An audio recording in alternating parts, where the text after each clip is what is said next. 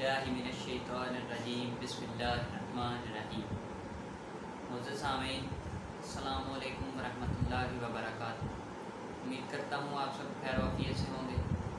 जैसा कि हमने आपको अपनी पिछली वीडियो में आगाह किया था कि हम एक नहायत ही अहम मौजू गाज़ियान इस्लाम शुरू करने जा रहे हैं। आज हम अपने इस मौजू की पहली वीडियो, जो कि गाज़ी इल्मुद्दीन शहीद के मुतल्लिक़ है, वो आप तक पहुँचाएँगे। आपका नाम इल्मुद्दीन था और आप 4 दिसंबर 1908 को लाहौर में पैदा हुए। आपके वालिद का नाम तालेमंद था, जो कि निजकारी के शोबे से मुंसलिक थे। आपके वालिद ज़्यादा मशहूर व मरूफ तो ना थे, लेकिन जिस जगह वो काम करके आए, ईमानदारी दयानतदारी की वजह से जाने जाते थे। आपके वालिद ने आपको एक मस्जिद में कुरान पाक की तालीम हासिल करने के लिए भेजा, लेकिन आप वहाँ ज़्यादा देर तालीम हासिल ना कर सके। अल्लाह ताला गाज़ी इल्मुद्दीन शहीद से कोई बड़ा काम लेना चाहते थे। आपके बड़े भाई मोहम्मद दीन पढ़ लिख कर सरकारी मुलाजिम हो गए, लेकिन आपने अपने वालिद का हुनर हासिल किया और अपने वालिद का हाथ बटाते रहे। आपके वालिद नहायत ही नफीस शख्स थे। अपने वालिद की सोहबत में रहते हुए आपने बहुत सी चीज़ें सीखी। आपने सीखा कि इंसान वो है जो दूसरों की मदद करता है, दूसरों का ख्याल रखता है, खुशी गमी में दूसरों के काम आता है। आपके बचपन ही में कुछ ऐसे वाक़यात रूनुमा हुए जिनके नकूश आपके जहन पर सुबत हो गए और आपकी किरदार साजी में एक अहम किरदार अदा किया। आप 1 साल अपने वालिद के साथ बुहाट में रिहाइश पजीर रहे। आपने पठानकोट में आला सफ़ात का नफ्स ब नफीस मुतालिया किया।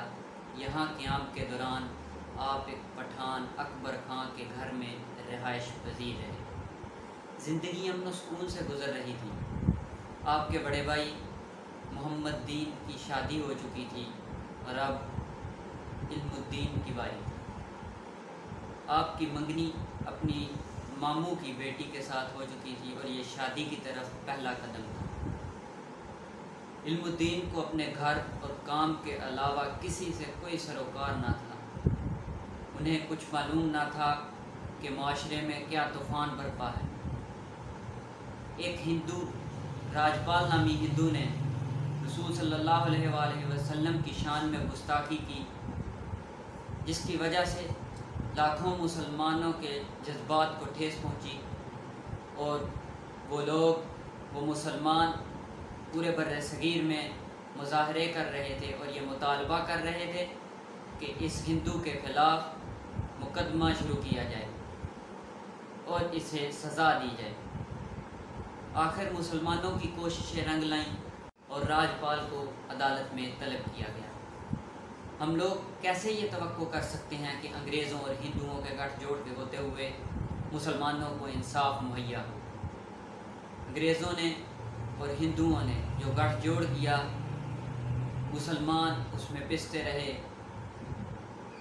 अंग्रेज़ों और हिंदुओं के गठजोड़ से राजपाल को बाइज़्ज़त बरी कर दिया गया और अल्लाह बख्श और अब्दुल अज़ीज़ को इस केस में उल्टा फंसा कर सज़ा दी गई।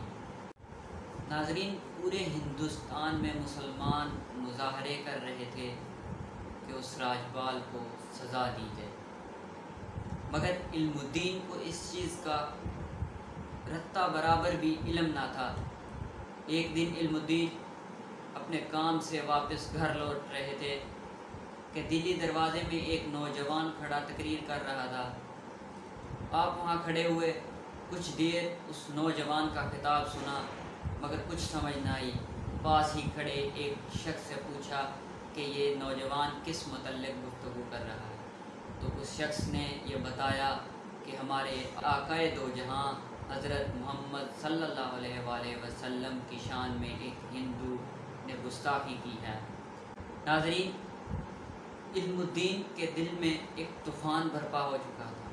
وہ گھر گئے اور اگلے روز اپنے دوست شیدے کے ساتھ اس بات کا تذکرہ کیا، اس کا موقف جانا کہ وہ اس بارے میں کیا سوچتا ہے۔ چند روز بعد علم الدین کے خواب میں ایک بزرگ آئے اور آ کے فرماتے ہیں، علم الدین، تمہارے نبی کی شان میں گستاخی ہو گئی ہے اور تم یہاں سے پڑے سو رہے ہو، اٹھو اور اس ہندو کو، اس ہندو راجپال کو مار ڈالو، اس کا صفایا کر دو۔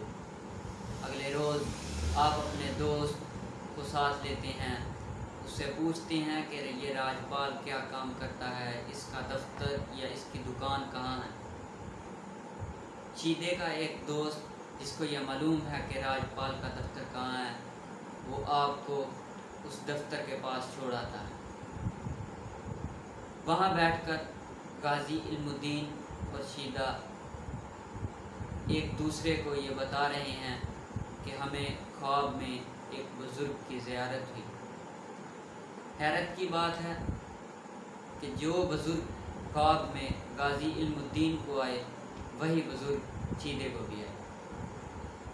تو پھر دونوں اپنے موقف پر ڈٹ گئے کہ کون اس ملعون کا سر قلم کرے گا۔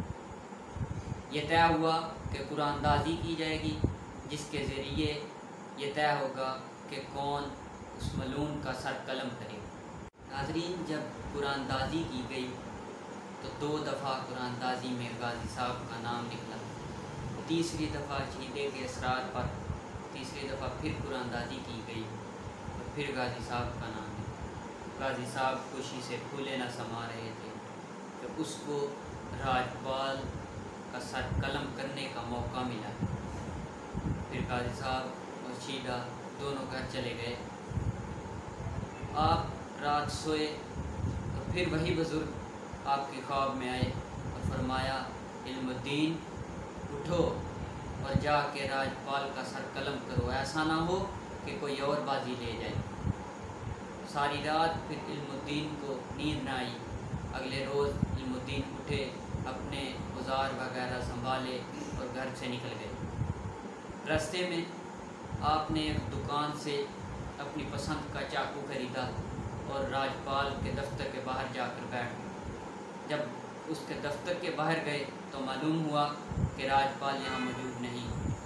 وہاں کچھ دیر انتظار کے بعد جب ایک گاڑی آئی اور اس سے ایک شخص اتر کر دفتر میں گیا تو پاس کھڑے ایک شخص نے کہا کہ یہی راجپال ہے جس نے رسول اللہ صلی اللہ علیہ وآلہ وسلم کی شان اقدس میں گستاخی کی۔ وہ اندر جا کر ابھی پولیس کو اپنی حفاظت کے لیے بلانے کا سوچ ہی رہا تھا کہ غازی صاحب دفتر میں داخل ہوئے تو وہاں راجپال کے 2 ملازم موجود تھے۔ ایک پیچھے کمرے میں کوئی کام کرنے میں مصروف تھا اور دوسرا بھگت رام راجپال کے ساتھ ہی کھڑا۔ غازی صاحب نے اپنا خنجر نکالا اور فضا میں بلند کر کے راجپال کے سینے میں اتار دیا۔ یہ اتنا زوردار وار تھا کہ راجپال کے نام سے صرف آہ نکلا اور وہ زمین پر گر کر جہنم واصل ہو گئے۔ غازی صاحب وہاں سے واپس باہر نکلے، دوڑے تو بھگت رام نے باہر نکل کر شور مچا دیا کہ پکڑو پکڑو، مار گیا۔ الدین گرفتار ہو چکے تھے۔ راجپال کے قتل کی خبر ہر طرف پھیل چکی تھی۔ جب علم الدین کے گھر والوں کو یہ معلوم ہو چکا تھا کہ ان کے چشم و چراغ نے کیسا زبردست کارنامہ انجام دیا۔ علم الدین کے گھر کو پولیس نے چاروں طرف سے گھیر لیا تھا۔ آپ کا دوست شیدہ آپ کے گھر ضرورت کی اشیاء پہنچاتا رہا تاکہ آپ کے گھر والوں کو کسی قسم کی کوئی پریشانی نہ ہو۔ مسلمان پورے بر صغیر میں مظاہرے کر رہے تھے کہ علم الدین کو رہا کیا جائے، اور پھر لاکھوں مسلمانوں کی دعائیں علم الدین کو لگیں اور اپنی صفائی بیان کرنے کا ایک موقع دیا گیا۔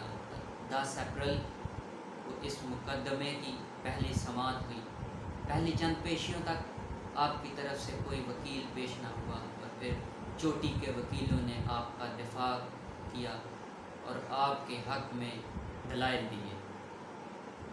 ناظرین، یہ کیسے ہو سکتا ہے کہ انگریزوں اور ہندوؤں کا گٹھ جوڑ ہو اور مسلمانوں کو انصاف میسر ہو جائے؟ ناظرین، غازی علم الدین کو 22 مئی کو عدالت نے سزائے موت سنا دی، اور پھر کچھ وکلاء قائد اعظم محمد علی جناح کے پاس گئے کہ وہ سپریم کورٹ میں غازی علم الدین کا مقدمہ چیلنج کریں اور ان کے حق میں دلائل دیں۔ قائد اعظم محمد علی جناح نے سپریم کورٹ میں 2 نکات پیش کیے۔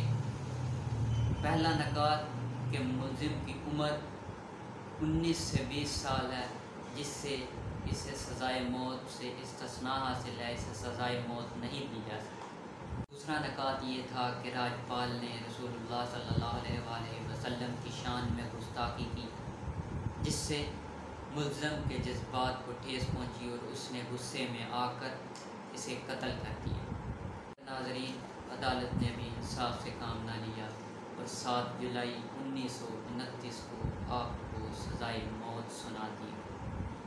31 اکتوبر 1929 کو جب آپ کی عمر 21 سال تھی، میاں والی جیل میں آپ کو تختہ دار پر لٹکا دیا گیا، آپ کو پھانسی دے دی گئی۔ ناظرین، 2 دن کے سفر کے بعد آپ کا جسد خاکی لاہور پہنچا اور آپ کی وصیت کے مطابق آپ کو لاہور میانی صاحب قبرستان میں دفن کیا۔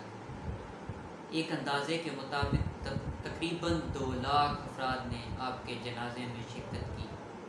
ناظرین، اس جگہ شاعر نے کیا خوبصورت شعر کہا ہے کہ کفر ہے تیرے نام سے لرزاں اے علم الدین، کفر ہے تیرے نام سے لرزاں اے علم الدین، حق ہے مسرور تیرے نام سے اے علم الدین۔